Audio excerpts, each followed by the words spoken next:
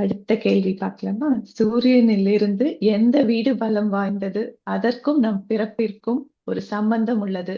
அது மட்டும் இல்லாமல் எல்லா பிறப்பிற்கும் அதில் ஒரு ரகசியமும் கடவுள் வைத்துள்ளார். அது என்ன? ஓகே. இது ரொம்ப எளிமையான கொஸ்டினா இருந்தா கூட நம்மளுடைய வீடியோக்களை தொடர்ந்து பார்த்து வரக்கூடியவர்களுக்கு மட்டும்தான் கரெக்டான ஆன்சர் சொல்ல முடியும். ம், அதாவது ஒரு மனிதன் ஒரு மனிதனோ ஒரு கிரியேச்சரோ பிறக்க வேண்டும் என்றால் கும்ப ராசி தான், அந்த ராசியில தான் எல்லா பிறப்பும் உருவாகிறதுன்னு சொல்லிடுது. ம். அப்ப கும்பம் அப்படின்னாலே பாட் அப்படின்னு கல அர்த்தம். கலசம். ம். கலசம். இந்த கலசம் மாதிரி தான் ஆக்சுவலா பிரெக்னன்சியுடைய இது கூட பாத்தீங்கன்னா கலசம் மாதிரி தான் இருக்கும் பேசிக்கலி. கர்ப்பப்பை. அப்ப அந்த மாதிரி தான் இருக்கும் ஆக்சுவலா. ஓகே. சோ இந்த கும்ப ராசியில தான் எல்லா விதமான கிரியேச்சர்ஸும் உருவாக்கப்படுகிறது. எந்த கிரியேச்சராக இருந்தாலும் இதுல தான் அந்த கும்ப ராசியில தான் உருவாக்கப்படுகிறது.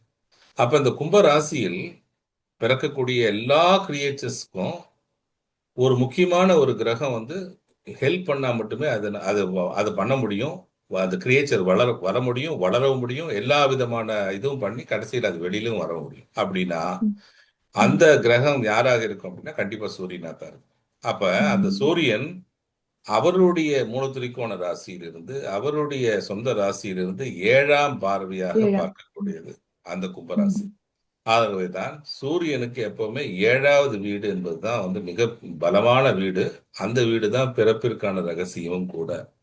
ம், ஆகவேதான் எல்லா கிரகங்களும் 7ஆம் வீடை பார்வை செய்வதும் இந்த சூரியனுடைய அடிப்படையில் தான் என்பதை புரிந்து கொள்ளும். ஏன்னா சூரியன் தான் எல்லாருக்கும் சொல்றாரு, ம், உனக்கும் ஒவ்வொரு பிளானட்டுக்கும் கிரியேச்சர் தேவைப்படுதுன்னா அவங்க அவங்க 7ஆம் பார்வை வச்சுக்கணும்னு. ம், அப்ப ம், சூரியனுடைய 7ஆம் பார்வை தான் fundamental rule for all the creations. அப்ப ம், சூரியனுடைய கிரியேஷனாக வரக்கூடிய அனைத்தும் அந்த கும்பராசியில் தான் வர வேண்டும். அதனாலதான் சூரியனுடைய சூரியனே தனக்கு ஒரு குழந்தையை உருவாக்கணும் அப்படின்னாலும் அவரும் அங்க உருவாக்குனது சனியை தான். ம். சனியையும் ராகுவையும் தான் உருவாக்கினாரு. ராகு. ஆக்சுவலா ம், அங்க இருக்கக்கூடிய ராகுக்கு கிரகமாக இல்லைன்னா கூட சனி தான் இருக்காரு அங்க. அப்ப அந்த சனி ம், தான் அவருடைய பையனாக இருக்கிறதையும் நீங்க பார்க்க முடியும். சோ அப்ப சூரியனுக்கும் அங்க ப்ரூஃப் இருக்கணும்ல.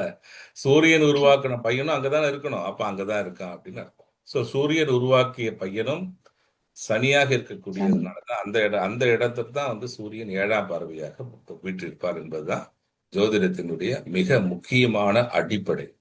ஆகவே இந்த அடிப்படையை வைத்துதான் ஒரு விதமான பலம் கூட கால்குலேட் செய்யப்படும் என்பதையும் ஜோதிடத்துல ஒரு இம்பார்ட்டன்ட் லெசனாக எடுத்துக்கொள்வோம்.